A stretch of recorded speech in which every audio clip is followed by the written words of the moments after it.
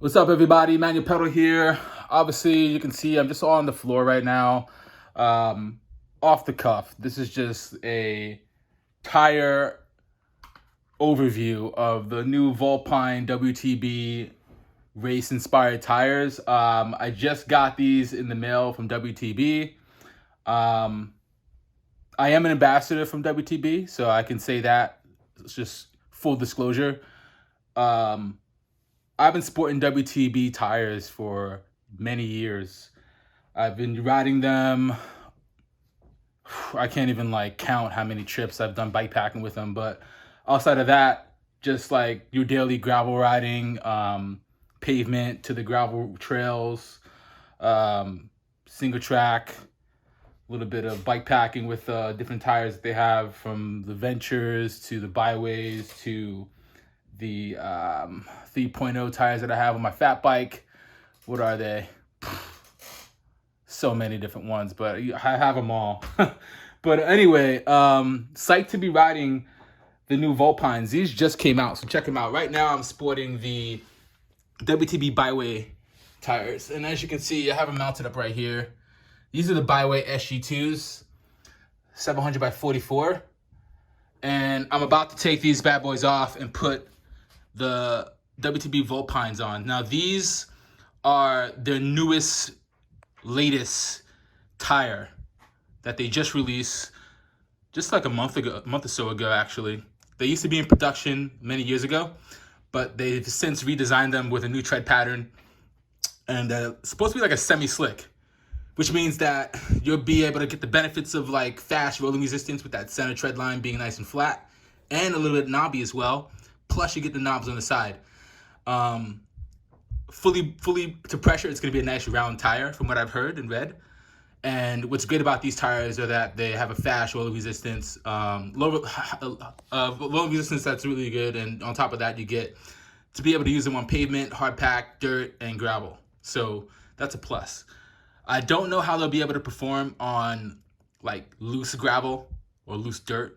That might be a little bit different because they are 36 in diameter over 700. So that might be a little bit narrow, but who knows? Depending on how much air you have in your tire, you might be able to get through it. Depending on how you ride, your technique, how skilled you are to maneuver through soft gravel and dirt.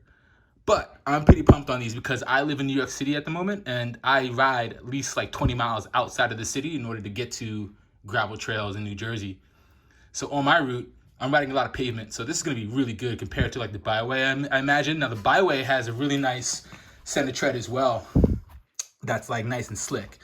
Now looking at these tires, you can see, and you can see close up too, like how nicely that is, you know. I'm going to just spin it around so you can kind of get a better view of what's going on here.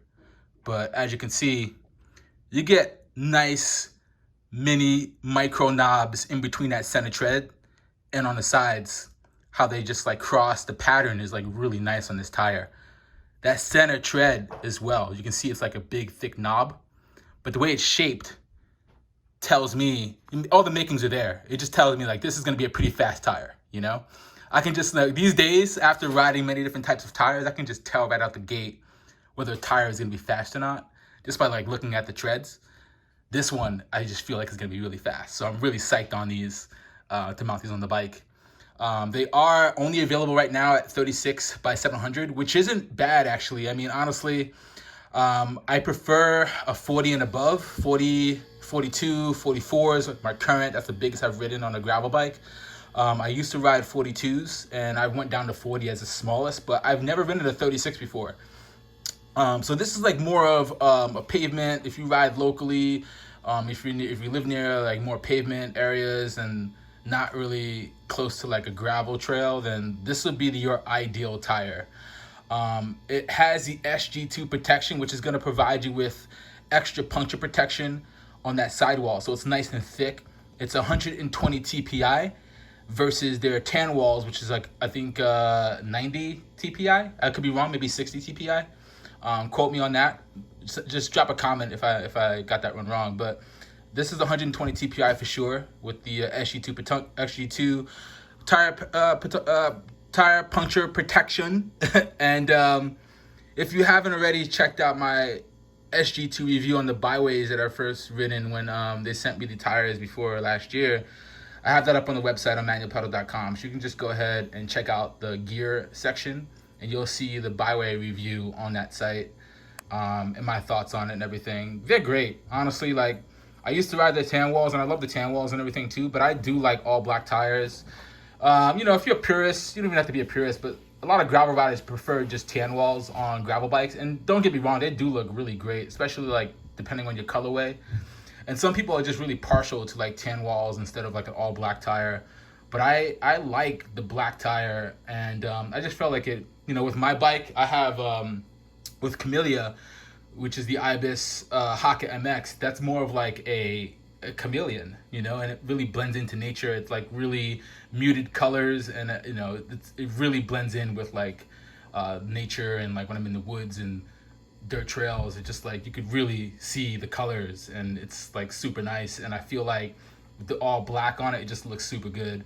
So yeah, it kind of gives you the best of both worlds, like stealth with the all black tire plus like that like cream color frame that I have.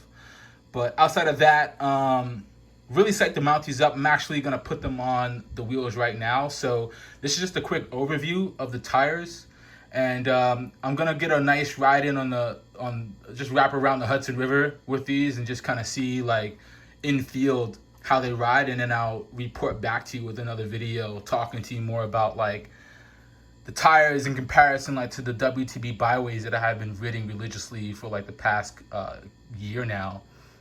And again, like that's my all-time go-to tire. So this is a new tire for me. So I'm like, this is like one of the first Explorers for me to ride and see how they perform. And I really do hope they outperform the byways, because I did find that like on my previous gravel race over the summer at SPT, riding on the 44s, they were a little bit slow. So I'm excited to see like the 36 width, and if that would be a little bit faster, especially with that center tread line. That really tells me these are going to be pretty fast. So I'm psyched to mount these up. They're folding tire, as you can see, and they're actually really light compared to my WTBs, fully stacked up and folded right now in the packaging. So in terms of grams, let me just see if the packaging displays what we got here. Looking at the back, it looks like, yeah, I can't see what the weight is on it, but hopefully, depending on if you're a weight medium or not, then these might not be the best tire for you. But honestly, like these things are super light, like in my hand right now. So I really don't think fully compressed with air that it's going to be any heavier than the byways. I definitely think they're way lighter right now. So I'm psyched to put these up. Right now, you can see the conditions on firm terrain. We got mixed terrain and soft. You can see the usages and the features: light casing, dual DNA, fast rolling, SG2 protection, tubeless compatible. So yeah, really pumped to put this on right now. And I'm going to be putting these up on the Easton EC90 AX wheels, which are fully carbon wheels. And in terms of my sealant, I'm using the WTB tire sealant, the TCS that also just got released. So staying within the family. So let me know your comments below. If you already riding these tires, let me know your thoughts on them. Drop them in the comments, and I will report back to base with another video and let you know how these things are rolling. So I'm going to show you how to now mount up the Vulpine onto my front wheel. This is the EC90AX by Easton, fully carbon wheel. And I've already taken off the byway, cleaned off the rim, and now I have the tire right here unfolded outside this packaging. Now when you're taking off a tubeless tire, an old one, you want to make sure first off that you clean off all the gunk that's on the tire from the sealant. You're gonna get a lot of sealant on there, so you just want to make sure like all that old residue is away and gone forever. And now is a good opportunity to clean off your rim. So what I like to do is just use some rubbing alcohol with a dry cloth and just spray the rubbing alcohol on the rim and just wipe it off nice and dry. Nothing fancy. You don't really need to do like any soap and water or anything unless you really want to. Another thing to take note of is your rim tape. You want to make sure your rim tape is still sticking and it's not like corroding or anything through the spoke holes. If it is, you want to just go ahead and replace that rim tape and not leave on the old rim tape.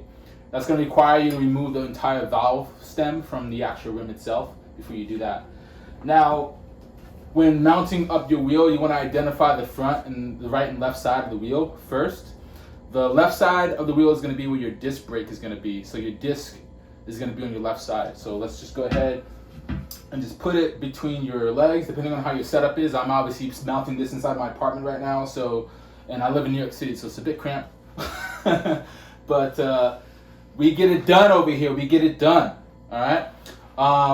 Now looking at the tire, every tire is going to have a rotation depending on the tread pattern. You can obviously just like see which way it's going to be already depending on how your tread pattern is. But to identify the rotation of the tire, you want to just look on the sidewall and you'll be able to see a rotation arrow. It's going to say rotation and it's going to point right.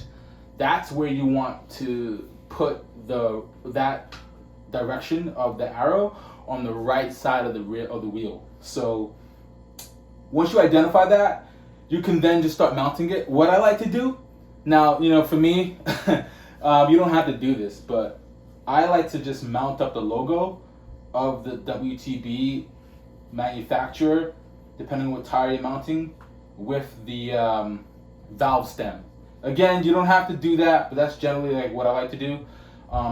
What I like to do is put the actual type, the name of the tire, and the size and everything right where the valve is, so that if I'm looking for it and I need to know like how much pressure or what the type of tire it is, or if someone asks, I'll always know how to identify it by just quickly spinning my wheel over to like that valve stem and just mounting it right there, so that I'll know for sure how to find it.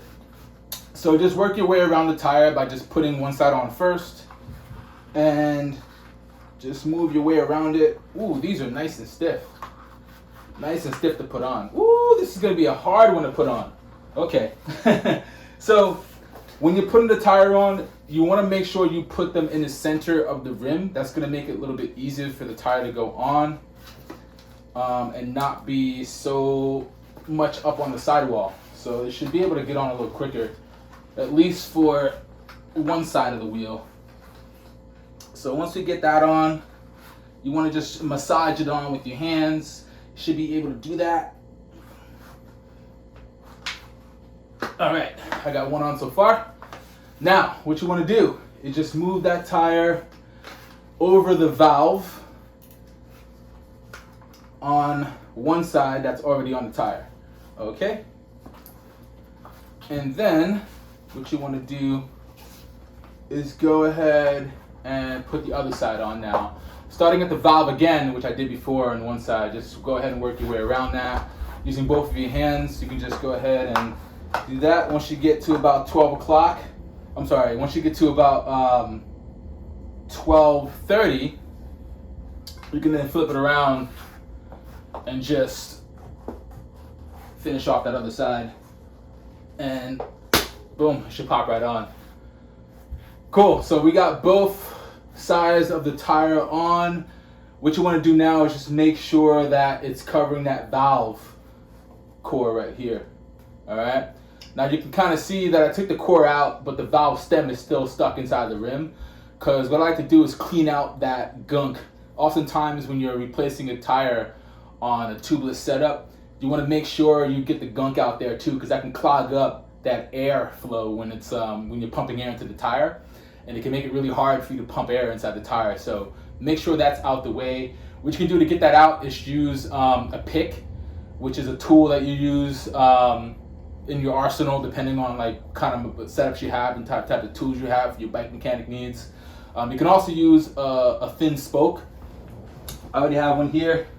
What I like to do is just go ahead and just poke inside of it. You want to generally do this when the tire is off. I had already did it, but do this once you're like providing maintenance to your entire wheel set. What you want to do when the tire is off, just go ahead and just like put it inside the actual valve stem and just like move it up and down. Make sure you get all that gunk and stuff out of it. All right. With the actual the core itself, that can also get really sticky, and you can kind of tell sometimes like when that's gonna get sticky. And when it does, you just want to just like make sure you can even wash these a little bit with some soap and water, just to like peel off any of that excess old sealant that you have, and just make sure that's out the way. All right. So this one I had already cleaned up, and this is good to go. All right. So at this point, what I like to do is prep my sealant. All right. So what I like to do is just use my WTB tire sealant right here. This is the TCS tubeless tire sealant, and this is what I'm going to use for this tire here.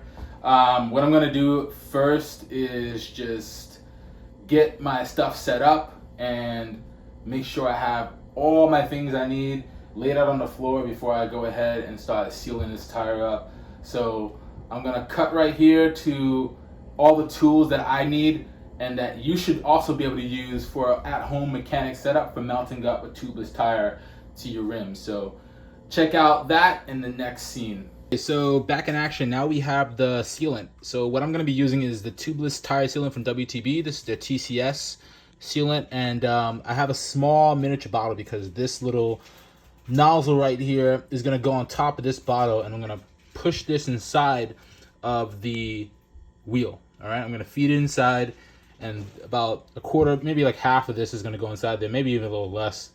And that should be enough for this season leading into the spring to fill up that wheel. So yeah, that's pretty much how you do it.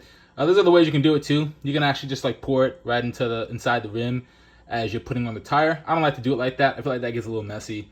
So I just like feed it right through the valve core, and that's just about it. So let's go ahead and do that.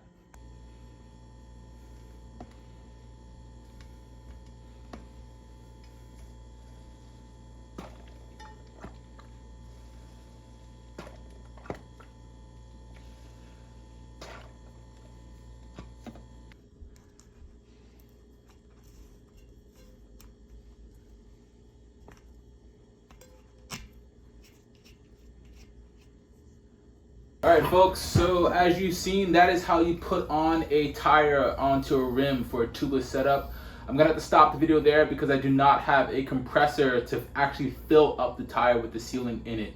So that I'm going to have to go to a bike shop. I'm going to be hitting up my local bike shop, JS Cycles, and they're going to just get that squared away for me. So leave your comments below. Let me know how you actually put on your own tubeless tire setups as well. I'm curious because a lot of people do it differently. But for now, go ahead and like, comment, and subscribe, and I will see you in the next video. Peace out.